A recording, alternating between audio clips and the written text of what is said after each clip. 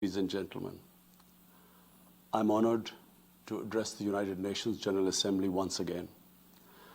I congratulate His Excellency Mr. Volkan Bozkır on his election as the President of the 75th session of the General Assembly. We also appreciate the skillful leadership of the outgoing President, His Excellency Tijani Mohammad Bande, especially during the COVID-19 crisis. We commend the leadership of the Secretary General in these extremely turbulent times. Mr. President, since my government assumed office, our consistent effort has been to fundamentally transform Pakistan. We envisage Naya Pakistan to be modeled on the principles of the state of Medina, established by our Holy Prophet Muhammad sallallahu alaihi wasallam. A just and humane society where all government policies are directed at lifting our citizens out of poverty and creating a just and equitable dispensation. To achieve this goal, we need to have peace and stability. Thus, our foreign policy aims to have peace with our neighbors and settle disputes through dialogue. Mr. President, the 75th anniversary of the United Nations is an extremely important milestone, as this is the only body in the world that can help us achieve our goals of peace and stability in our neighborhood. This is also time for us to reflect whether, as the United Nations, we have been able to realize the promise we collectively made to our peoples. Today, the foundations of the world order, non-use of or threat of unilateral force, self-determination of peoples, the sovereign equality and territorial integrity of states, non-interference in their internal affairs, international cooperation, all these ideals are being systematically eroded. International agreements are being flouted and set aside. Renewed great power rivalries are leading to a new arms race. Conflicts are proliferating and intensifying.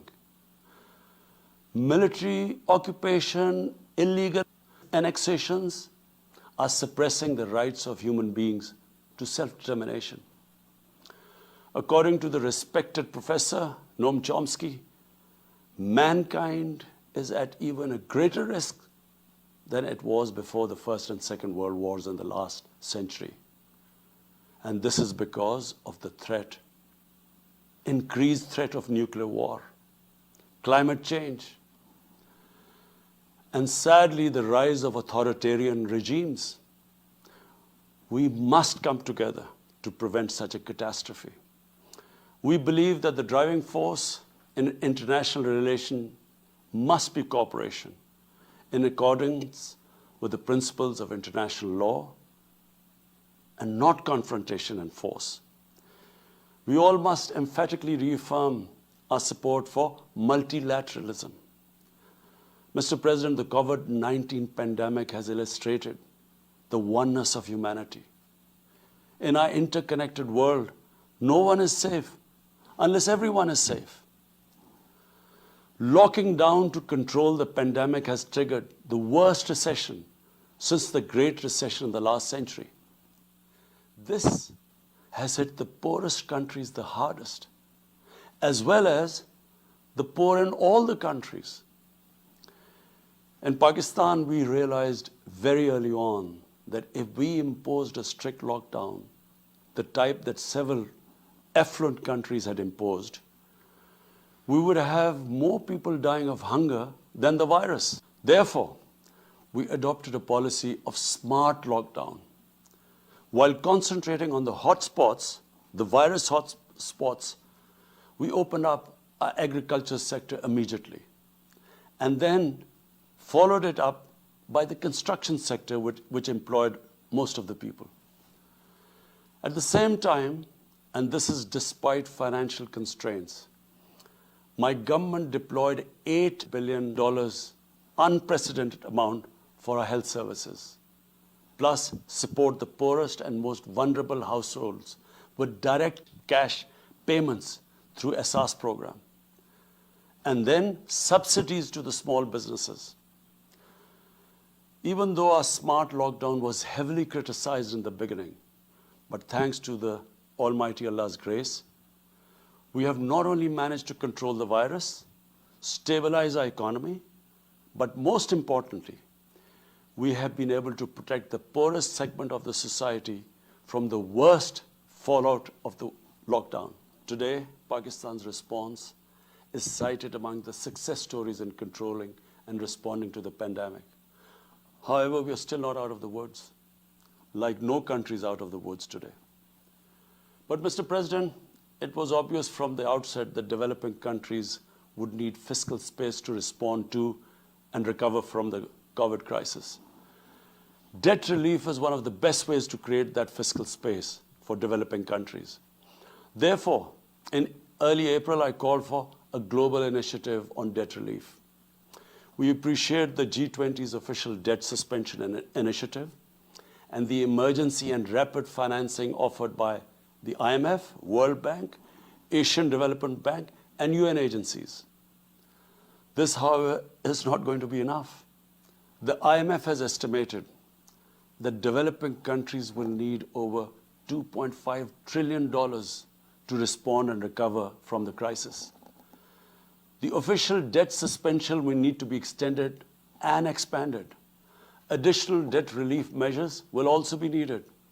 Development banks should ensure adequate financial inflows. Rich countries have generated over $10 trillion to finance their own response and recovery. They should support the creation of at least $500 billion in new special drawing rights for the developing world. Mr. President, in my address to the General Assembly last year, I had highlighted the tremendous damage that illicit financial flows from developing countries to rich countries and to offshore tax havens cause. This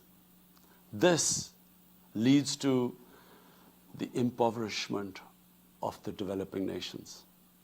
Money that could be used towards human development is siphoned off by corrupt elites. The loss of foreign exchange causes currency depreciation. That in turn leads to inflation and poverty. The quest for getting back these stolen resources is nearly impossible, given the cumbersome procedures. Moreover, the powerful money launderers have access to the best lawyers. And sadly, because they are the beneficiaries, there is a lack of political will in the rich countries to curb this criminal activity. Mr. President, if this phenomena is unaddressed, it will continue to accentuate the inequality between the rich and the poor nations, and eventually will spark off a bigger global crisis, a far bigger global crisis than the present migration issue poses. The rich states cannot hold forth on human rights and justice when they provide sanctuary to money launderers, to their looted wealth. There are robust anti-money laundering and anti-terror financing regimes. I call upon this Assembly to take the lead in efforts to build a global framework to stem the illicit financial flows and ensure speedy repatriation of stolen wealth. It is important to realize that the aid that flows from rich countries to the developing world is minuscule compared to the massive outflows by our corrupt elites. Mr. President, this year, I must again reiterate the threat posed to mankind due to climate change. Unprecedented fires in Australia, Siberia, California, Brazil. Unprecedented floodings in various parts of the world. Record temperatures, even in the Arctic Circle. This should make all of us worried for our future generations. Commitments made through the Paris agreements must be fulfilled. In particular, the commitment to mobilize $100 billion annually as climate finance. Pakistan's contribution to carbon emissions is minimal, but it is one of those countries most affected by climate change. Yet, we have decided to take the lead as we consider addressing climate change a universal responsibility. We have launched an extremely ambitious program to plant 10 billion trees in the next 3 years as a contribution to mitigating the effects of climate change. Mr. President, the pandemic was an opportunity to bring humanity together. Unfortunately, it has instead fanned nationalism, increased global tensions, and given rise to racial and religious hatred and violence against vulnerable minorities in several places.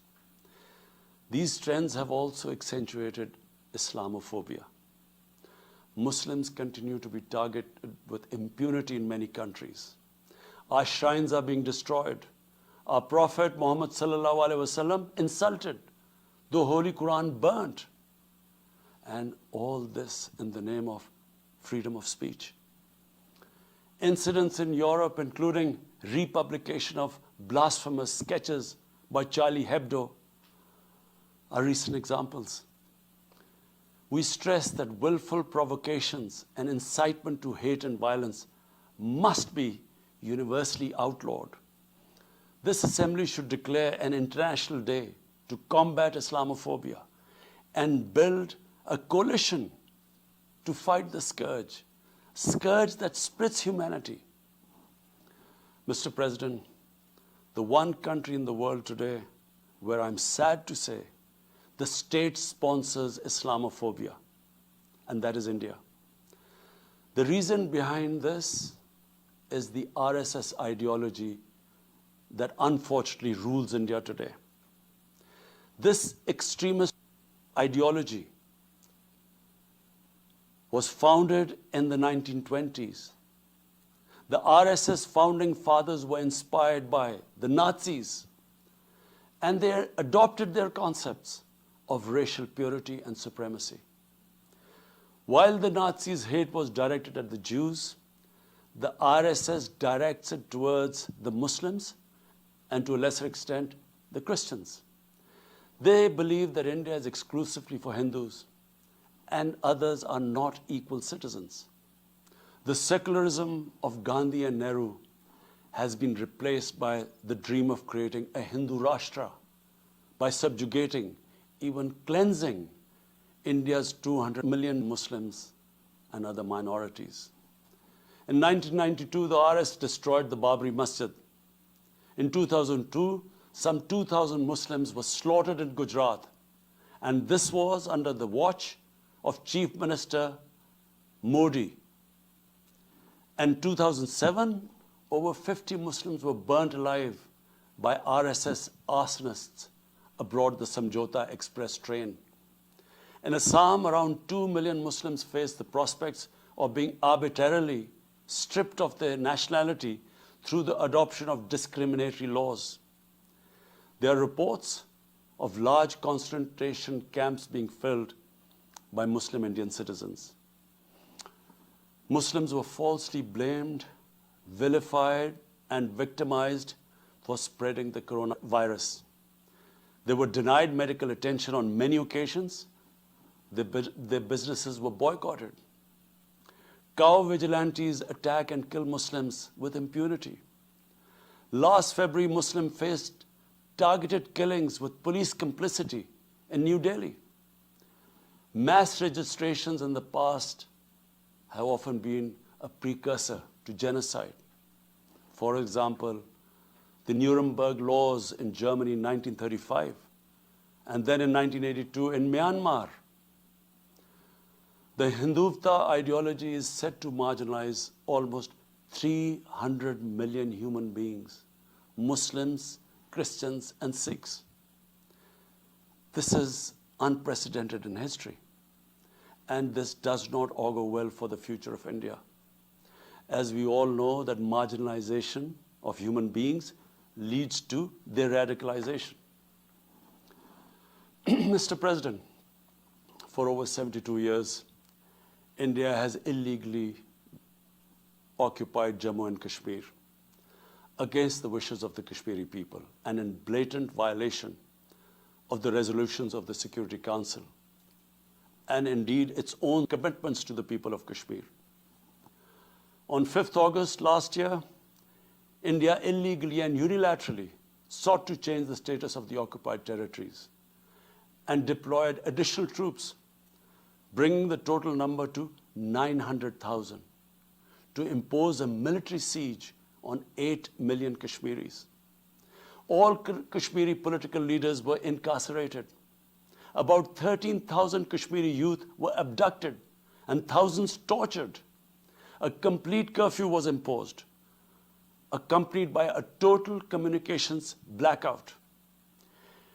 Indian occupation forces have used brute force, including pellet guns against peaceful protesters, imposed collective punishments, including the destruction of entire neighborhoods, and extrajudicially murdered hundreds of innocent young Kashmiris in fake encounters, refusing even to hand over their bodies for burial.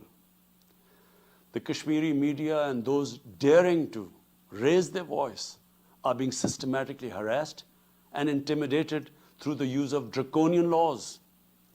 All of this is well documented in the reports of the United Nations High Commissioner for Human Rights, communications from the Special Rapporteurs of Human Rights Council, statements from human rights and civil society organizations.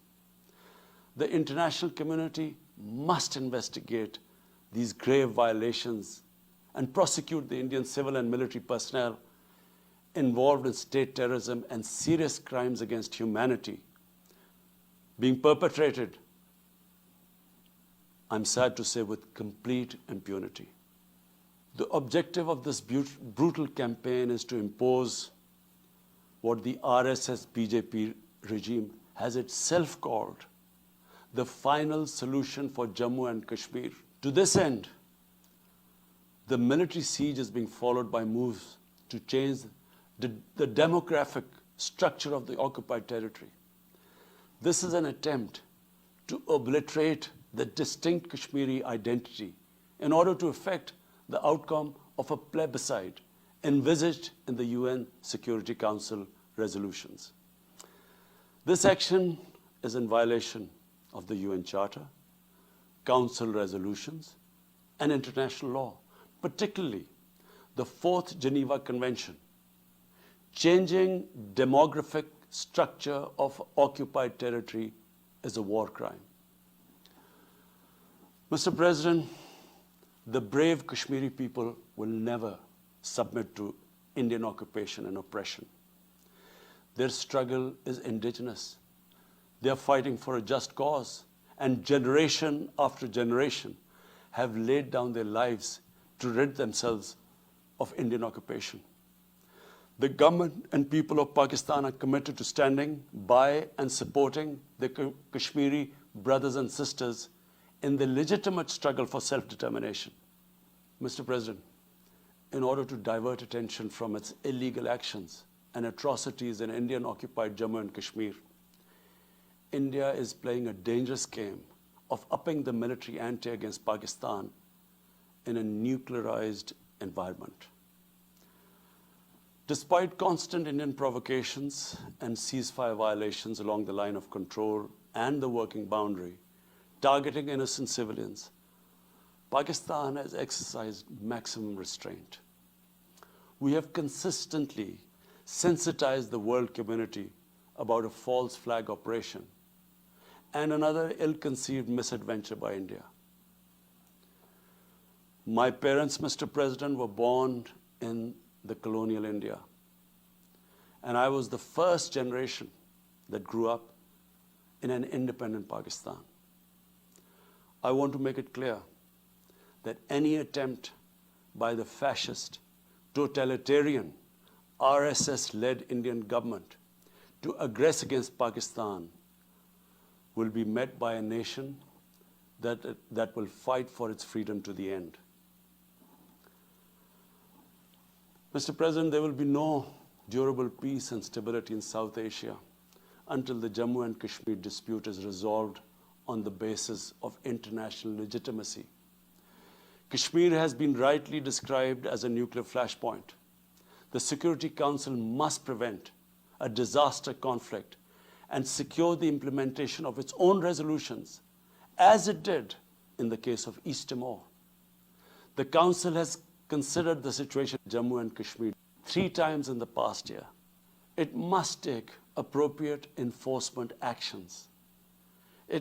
It must also take steps to protect the Kashmiris from an impending genocide by India.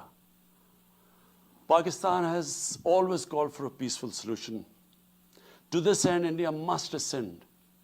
To reach this end, India must rescind the measures it has instituted since 5th August 2019, end its military siege and other gross human rights violation, and agree to resolve the Jammu and Kashmir dispute in accordance with the relevant UN Security Council resolutions, and of course, the wishes of the people of Kashmir. Mr. President, Pakistan's desire for peace in our region is also manifest in our efforts to promote a political solution in Afghanistan. I have consistently maintained over the past 2 decades that there is no military solution to the conflict in Afghanistan. The only way forward was and is a political settlement, which involves the full spectrum of Afghanistan's political actors. Pakistan fully facilitated the process that culminated in the US-Taliban peace agreement on 29 February 2020. Pakistan is deeply gratified that it has fulfilled its part of the responsibility. The Afghan leaders must now seize this historic opportunity to achieve reconciliation and restore peace in the war-torn country. Through the intra-Afghan negotiations that commenced on 12th of September, they must work out an inclusive, broad-based, and comprehensive political settlement. The process must be Afghan-led and Afghan-owned, and without any interference or outside influence. Early return of Afghan refugees must be part of this political solution.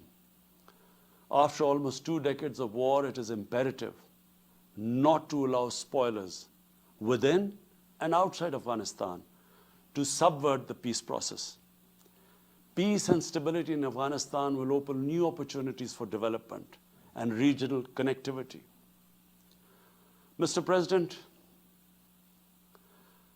Palestine remains a festering wound.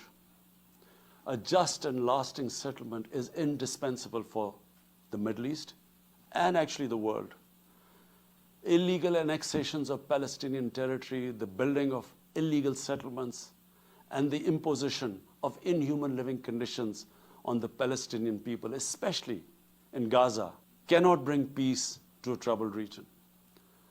Pakistan continues to support a 2-state solution in line with the UN General Assembly and Security Council resolutions within the international agreed parameters, and they are pre-1967 borders, and Al-Quds, Al-Sharif as the capital of a united, contiguous, and independent Palestinian state. Mr. President, the United Nations remains the best legitimate avenue for collective action in managing international conflicts, fostering peace and security, promoting equitable development, and addressing global problems. I urge the Secretary General to take the lead in preventing global conflicts. He should convene summit-level meetings to address regional hotspots and resolve outstanding disputes. The United Nations should be made fully responsive to the challenges of our times. A comprehensive reform of the United Nations, including the Security Council, is essential to promote greater democracy, accountability, transparency, and efficiency. Pakistan will continue to participate actively in this process and endeavor with other member states to build a world where conflict is outlawed and equitable prosperity for all pursued in conditions of peace and security.